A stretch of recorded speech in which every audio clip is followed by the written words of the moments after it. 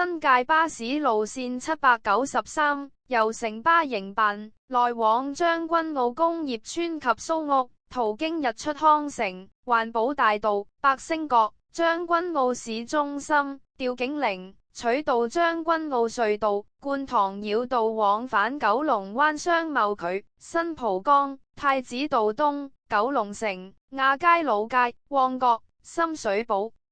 793線走遍九龍5區，獲冠名為九龍東西線。歷史路線重組一分為二。運輸署和新巴在2022至2023年度巴士路線計劃中，聲稱當時尚未開辦的 795X 線與 796C、796E 線部分路段各為重疊，因此建議全日路線 796C 取消，改由兩條全日路線共同穿梭將軍澳南和旺角之間，加強 795X 線服務，特快往返油麻地、旺角、長沙灣商貿區。796C 和 796E 線則合併為新路線793，連接九龍灣商貿區，全程收費與 796E 線同為11.7元。新巴倍增設蘇屋至清水灣半島的雙向分段收費，使原來796C 線路段的乘客仍可以原車資乘搭。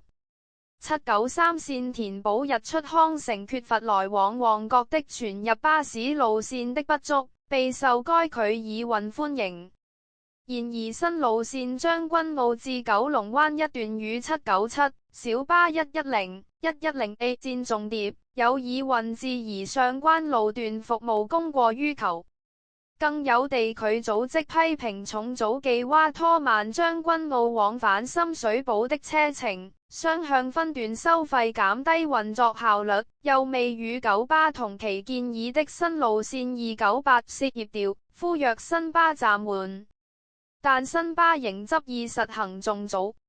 2022年8月21日，796C 及 796E 線合併為新路線793，乃新巴與城巴合併前最後一條全新開辦的全日路線。舊線謝學榮升主幹。2024年，城巴稱會繼續整合路線，包括將短途線並入長途線，積極推動分段收費，並集中資源加強主幹線服務，當中吞併區內線 797M 的793線位列其中，獲命名為九龍東西線。793與 797M 線走線重疊，後者客量持續偏低，巴士公司着手整合，甚至使 797M 線原路段仲響各街服務。兩線同樣串連將軍澳工業村、消防及救護學院、港鐵將軍澳站、西行工業村內街近行經進宏街和環保大道。兩線早於2023年城巴接辦後，已按計劃合併，由此路線增設雙向分段收費，增加繞經百星角路的班次，取代 797M 線。此路線班次遠較 797M 線取消前多，東行將軍澳區內分段收費，亦較 797M 線全程收費為低，更符合 797M 線於2010年捨棄之吊景嶺。2025年，此路線配合百星角中醫藥設施即將落成而全日繞經百星角路，令修改自工業村開出後的村內走線，與 796X 以及2010年改道前的 797M 線看齊。2023年7月1日，因應城巴新巴專營權合併，改由城巴營辦。2023年9月25日，往將軍澳工業村方向增停太子道東彩虹村站，同時配合 797M 線取消服務而作以下服務調整：星期一至六9點正至16點正，逢00分由將軍澳工業村開出，以及星期一至六8點正至15點正，逢00分由蘇屋開出之班次繞經百星角路，新增由將軍澳工業村往健明村之5.8元短途分段收費。2023年12月18日，星期一至六由蘇屋開出之頭班車時間由6點15分提早至6點正。2025年1月13日，星期一至五由蘇屋開出之頭班車時間由6點正提早至5點40分。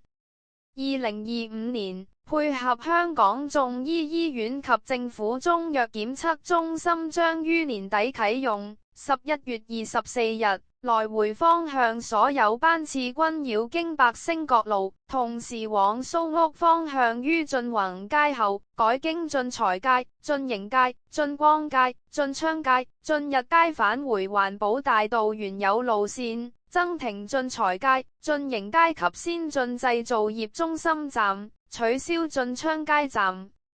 12月9日，往將軍澳工業村方向於百星角路香港眾醫醫院外增設分站，往蘇屋方向於百星角路香港眾醫醫院對面增設分站。用車，此路線使用15輛雙層巴士行走，主要用車為富豪 V9TL 12米、5200至5224、520XX 及 Enviro 500或 MMC 12米、5518至5582、511XX 至512XX 或5583至5599、5601至5851、513XX 至516XX、Enviro 500 MMC 12.8米、6100至6209、611XX 至612XX。車務，建於將軍澳工業村總站位置偏僻，交通不便，絕大部分自軌街安排車長於調景嶺站接更或用膳。車長駕駛下班或用膳前最後一程將軍澳方向的此路線巴士，返抵將軍澳工業村後仍需駕駛巴士行走往市區方向班次，沿途載客直至抵達調景嶺站，才由另一車長接續駕駛。故此，往蘇屋方向部分班次或須於調景嶺站稍作停留，以便車長交接，期間乘客可留在車上。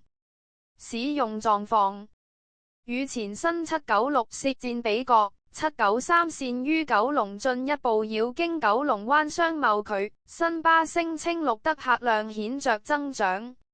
為根據2023至2024年度巴士路線計劃，此路線最繁忙1小時載客率為68%，低於796線取消前的76%。